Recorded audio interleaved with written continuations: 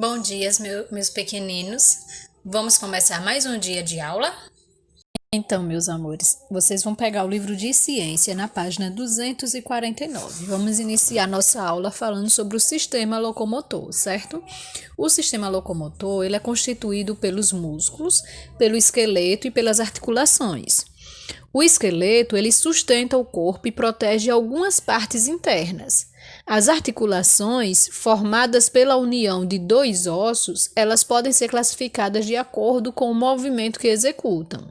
Elas podem ser imóvel, que representa ossos que não têm movimento, por exemplo, o crânio. Semimóvel, que permite a realização de pequenos movimentos, exemplo, as vértebras. Imóvel, que permite grande variedade de movimentos, por exemplo, os braços, as pernas, o maxilar inferior, que é a mandíbula, entre outros, certo? Tudo o que realizamos exige um movimento do aparelho psicomotor. Os músculos, eles são capazes de se contrair e de relaxar, gerando movimentos que nos permitem andar, correr, saltar, nadar, escrever, impulsionar o alimento ao longo do tubo digestório, promover a circulação do sangue no organismo, urinar, defecar, piscar os olhos, rir, respirar.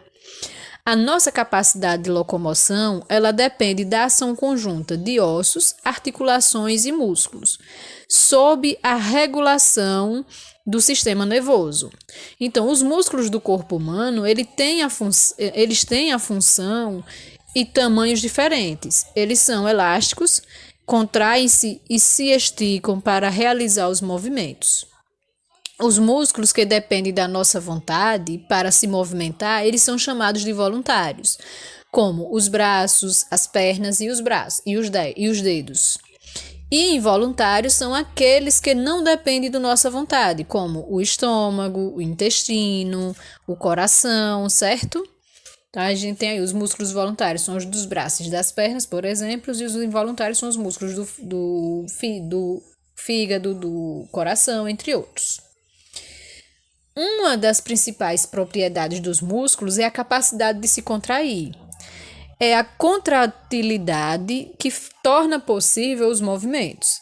Então, para que os músculos se desenvolvam saudáveis, necessitamos de boa alimentação, além de prática de exercícios sem excesso e de forma moderada, sob orientação de um especialista. Então, dessa forma, estaremos contribuindo para uma vida mais ativa e saudável. Os movimentos realizados pelo corpo, eles são executados através dos ossos e músculos. Então, dessa forma, o homem explora o movimento no qual está inserido. E o movimento é indispensável para o ser humano. Os músculos, eles são os responsáveis por esse movimento, então fazendo com que os ossos do esqueleto se movam. São também responsáveis pela forma externa do corpo e pela expressão dos nossos sentimentos. Por exemplo, que nesse caso é o músculo da face, certo? Vamos fazer um exercício? Então vamos lá. Leia atentamente e marque um X quando concordar ou discordar de cada afirmação abaixo, certo?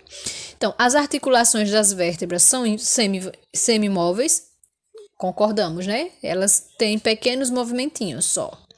Então, as articulações dos joelhos são imóveis, verdade, que é a bolacha do joelho, ela não sai do lugar, certo? As articulações do crânio são imóveis, verdade. Ou, no caso, a outra não concordamos, que é a bolacha do joelho, quando a gente anda, movimenta, não é isso? As articulações do crânio são imóveis, verdade.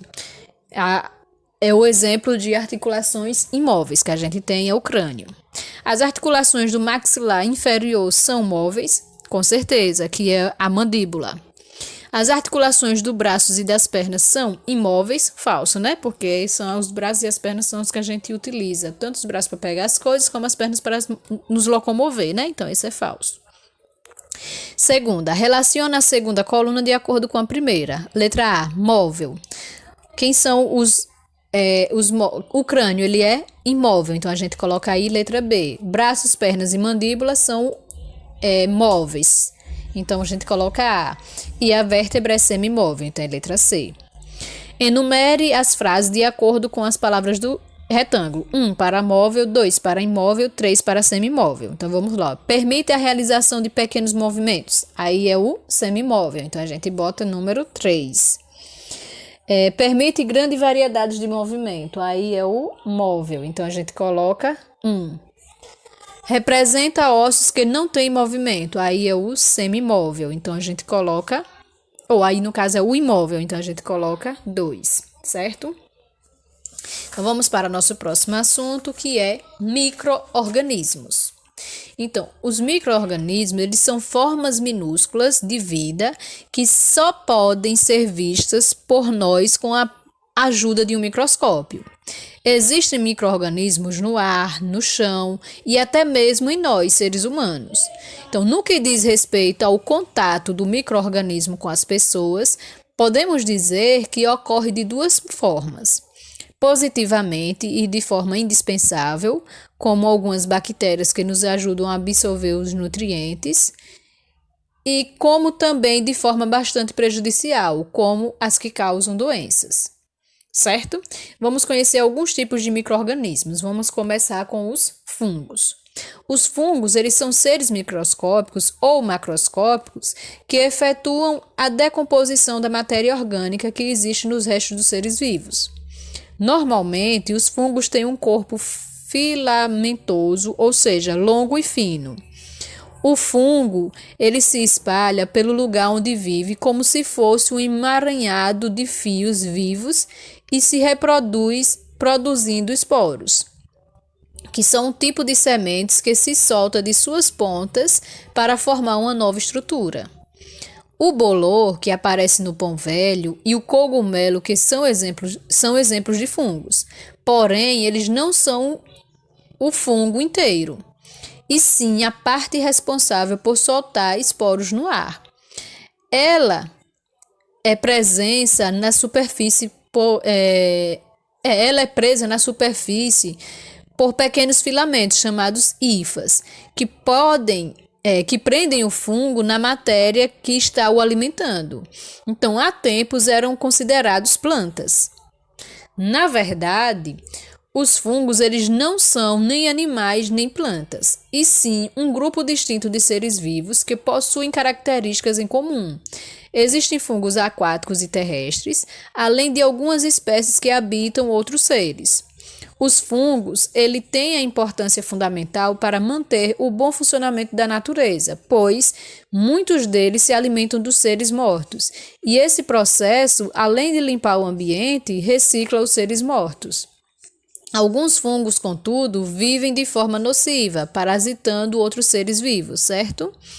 Então, vamos ver um pouco sobre os fungos e o homem. A relação dos fungos com o homem se dá de várias formas.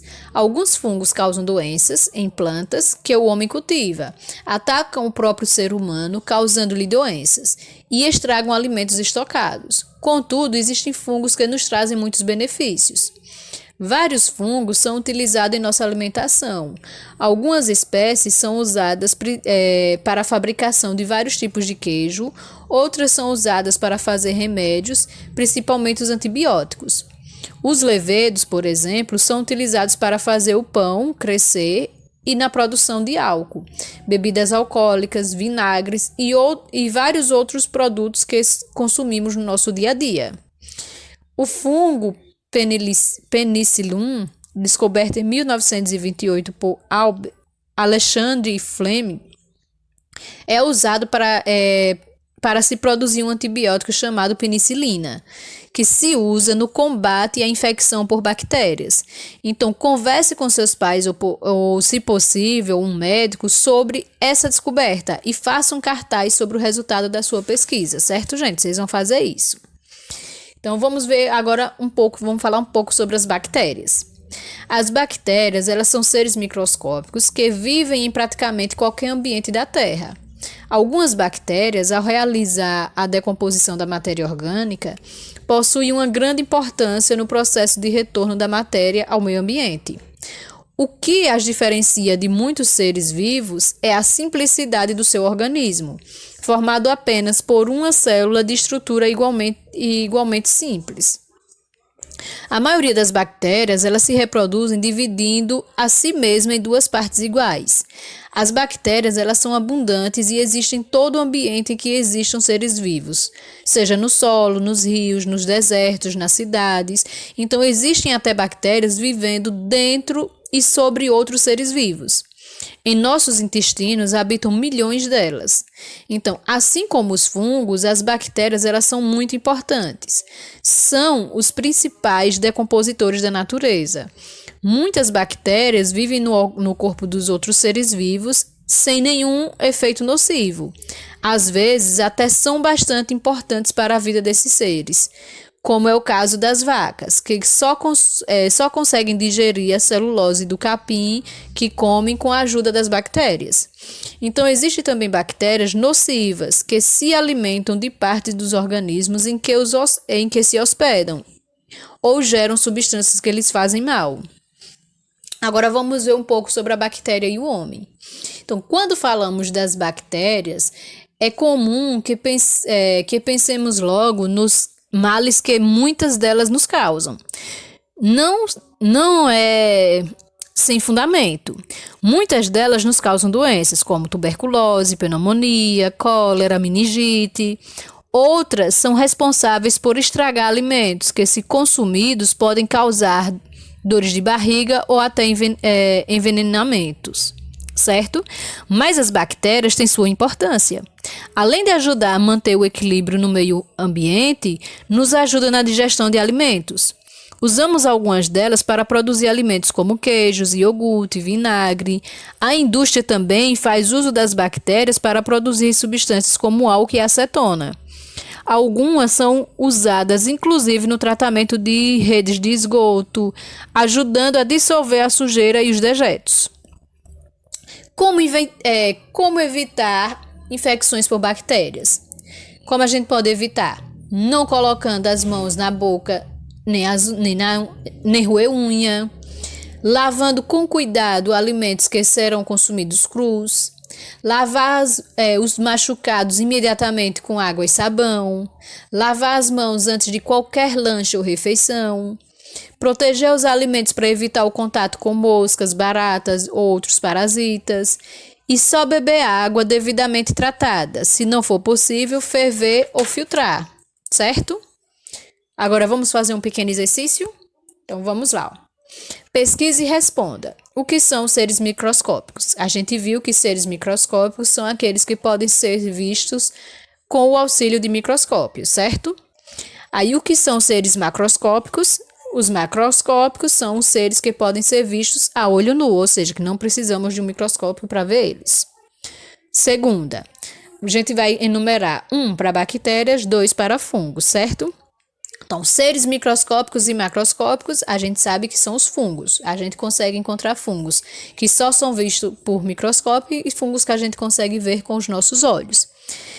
E as bactérias são seres somente microscópicos. Então, a resposta é 2 e 1, certo? Então, terceira. Geralmente, quando pensamos em micro-organismos, associamos a doenças.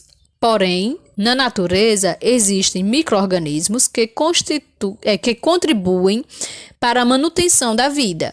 Pesquise e escreva exemplos desses tipos de organismo. A gente já sabe que foi o que a gente estudou agora, que são quem? As bactérias e os fungos, certo?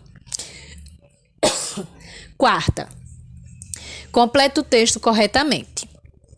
Normalmente, os fungos têm um corpo filamentoso, ou seja, longo e fino. O fungo se espalha pelo lugar onde vive como se fosse um esmaranhado de fios vivos. O fungo se reproduz produzindo esporos, que são um tipo de semente que se solta de suas pontas para formar uma nova estrutura. Beleza? Tudo entendido até aí, gente? Então, vamos continuar nossa aula com o próximo assunto, que é proteção e defesa dos seres humanos. Então, para proteger o corpo contra as invasões dos micro-organismos, como bactérias, vírus ou toxinas, o nosso corpo ele possui 2 barreiras de defesa, que é a pele e o sistema imunitário. A pele é como uma grande capa que cobre o corpo por completo, separando e protegendo os órgãos internos do exterior. Além de nos proteger do meio ambiente, a pele também controla a temperatura corporal por meio do suor e da dilatação dos vasos sanguíneos. Então, ao realizar alguma atividade física, o corpo libera o excesso de calor produzido através do suor, controlando assim a sua temperatura interna. O sistema imunitário, além de eliminar os agentes invasores, ele possui uma espécie de memória que facilita o reconhecimento desses invasores quando tentam entrar pela segunda vez no nosso organismo. Beleza? Então vamos ver um pouco sobre a pele e as mucosas. Então, elas formam a primeira barreira de defesa do nosso corpo contra os invasores. Então, quando sofremos cortes ou lesões, devemos ter muito cuidado, porque se torna fácil para os agentes externos entrar e nos causar doenças. Em nossa pele, o sebo forma uma camada sobre a epiderme, protegendo-a de quem? Dos micro-organismos. Então, a gente tem aí a estrutura da pele, que tem aí, ó, a epiderme, a derme e a hipoderme, as glândulas sudoríparas, as glândulas sebáceas, as artérias, os vasos sanguíneos e as terminações nervosas, certo? Então, a gente tem ainda aí, ó, que as mucosas, que no caso estão presentes no nariz, tais como a do nariz, né, que revestem os órgãos do aparelho digestório, reprodutor e excretor, elas formam uma barreira de proteção. Outra proteção que a gente tem são as lágrimas, que elas são produzidas para proteger os olhos de substâncias que os invadem, certo? Quando estamos com infecção no sistema respiratório, como no caso de uma gripe, o organismo produz um muco com o objetivo de proteger o órgão respiratório dos micro-organismos invasores, o que também é uma forma de defesa do corpo. Então, a infecção ocorre quando a bactéria invade e se multiplica em nosso corpo, certo? Agora vamos estudar um pouquinho sobre inflamação. Então, caso os micro-organismos consigam ultrapassar a primeira barreira de defesa, aí entra em cena outro mecanismo interno do nosso corpo, que atua combatendo esses agentes. Que no caso a gente tem, que é a inflamação. O que é a inflamação? É o resultado de um processo de infecção que se dá no organismo e que será combatido com a ajuda de glóbulos brancos. Então, as células do sangue que ajudam a combater os corpos estranhos. Então, observe aí, ó, primeiro passo. É enviado para o local do ferimento um grande número de glóbulos brancos. Depois, o local do ferimento incha por causa do acúmulo de líquido. E, por fim, os glóbulos brancos englobam e destroem as bactérias. Então, quando o sistema imunitário não consegue combater os invasores de forma eficaz, o corpo pode reagir com doenças, infecções ou alergias. Entre as reações do organismo contra infecções, pode ocorrer o aumento da temperatura corporal, conhecido como febre. A febre, ela não é uma doença, e sim um aviso ao corpo de que algo não está bem.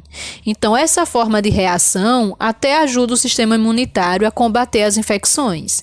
Vale lembrar que, mesmo não sendo uma doença, é sempre recomendado procurar um médico em caso de febre, pois é um sinal de que há algo errado no seu organismo. Então, para evitar problemas de saúde, é importante manter bons hábitos de higiene para o corpo e a mente, como beber muita água, dormir bem, escovar os dentes, sempre medir a temperatura, que aí no caso a gente usa o termômetro, que é o aparelho usado para medir a temperatura do corpo e cuja faixa normal está entre 36 a 37 graus em média, certo?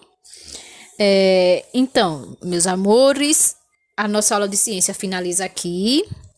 Vocês fazem a atividade agora do que está proposta lá no Classroom e na agenda. E qualquer dúvida é só me perguntar, certo? Super beijo e bons estudos.